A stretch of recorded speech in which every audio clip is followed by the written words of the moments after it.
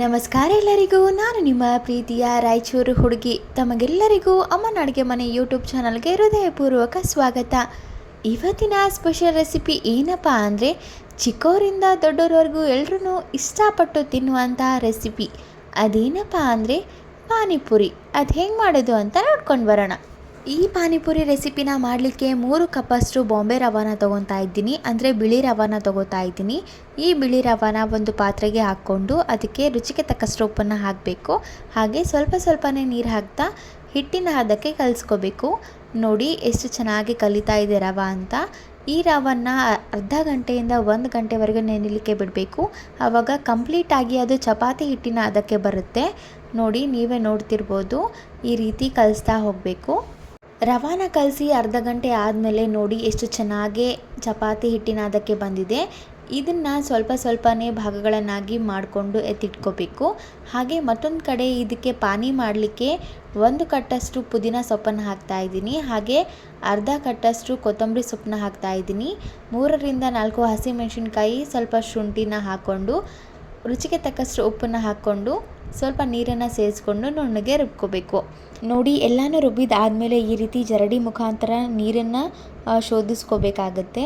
ಇವಾಗ ಪಾನಿ ಕಂಪ್ಲೀಟಾಗಿ ರೆಡಿ ಆಗಿದೆ. ಇದಕ್ಕೆ ನೀವು ಚಾಟ್ ಮಸಾಲ ಹಾಗೆ ನಿಂಬೆ ರಸ ಕೂಡ ಹಾಕೋಬೋದು, ಅಥವಾ ಹುಣಸೆ ಹುಳಿ ಕೂಡ ಹಾಕ್ಕೊಂಡು ಕಲಿಸ್ಕೋಬೋದು. ನೋಡಿ, ಪಾನಿ ಆಲ್ರೆಡಿ ರೆಡಿ ಆಗಿದೆ. ಇವಾಗ ಪೂರಿನ ಮಾಡ್ಕೊಳ್ಳೋಣ. ಮುಂಚೆನೇ ನಾವು ಕಲಸಿ ಇಟ್ಕೊಂಡಿರುವಂತಹ ರವೆ ಹಿಟ್ಟನ್ನು ಈ ರೀತಿ ಒಂದ್ಸರಿ ನಾದ್ಕೊಂಡು ಅದಾದಮೇಲೆ ಅದರಲ್ಲಿ ಚಿಕ್ಕ ಪೋರ್ಷನ್ ತೊಗೊಂಡು ಈ ರೀತಿ ಚಿಕ್ಕ ಚಪಾತಿ ಉಂಡೆನ ಮಾಡಿಕೊಂಡು ಚಪಾತಿ ಲಟ್ಟಿಸ್ತೀವಲ್ಲ ಅದೇ ರೀತಿ ಅದನ್ನು ಲಟ್ಟಿಸ್ಕೋಬೇಕು.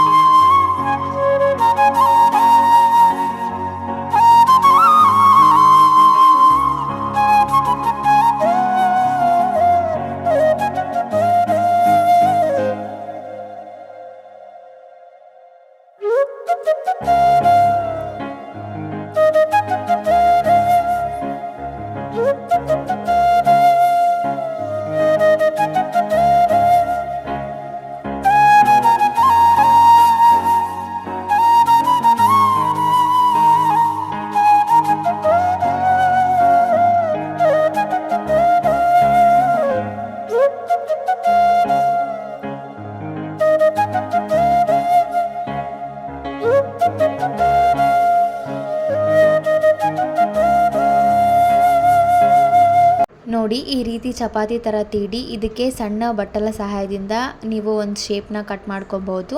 ಈ ರೀತಿ ಮಾಡಿದರೆ ಬೇಗ ಆಗುತ್ತೆ, ಹಾಗೆ ತುಂಬ ಚೆನ್ನಾಗೇ ಬರುತ್ತೆ. ಪೂರಿ ಎಲ್ಲನೂ ಒಂದೇ ಸೈಜಲ್ಲಿ ಬರುತ್ತೆ. ಅಥವಾ ನೀವು ಡೈರೆಕ್ಟಾಗಿ ಸ್ವಲ್ಪ ಹಿಟ್ಟನ್ನು ತೊಗೊಂಡು ಡೈರೆಕ್ಟ್ ಪೂರಿ ತೀಡ್ಕೊಂಡು ಫ್ರೈ ಮಾಡ್ಕೋಬೋದು. ಹಾಗೆ ಮತ್ತೊಂದು ಕಡೆ ಎಣ್ಣೆ ಕೂಡ ಕಾಯಲಿಕ್ಕೆ ಇಟ್ಟಿದ್ದೆ. ಎಣ್ಣೆ ತುಂಬ ಚೆನ್ನಾಗಿ ಕಾದಾಗಿದೆ.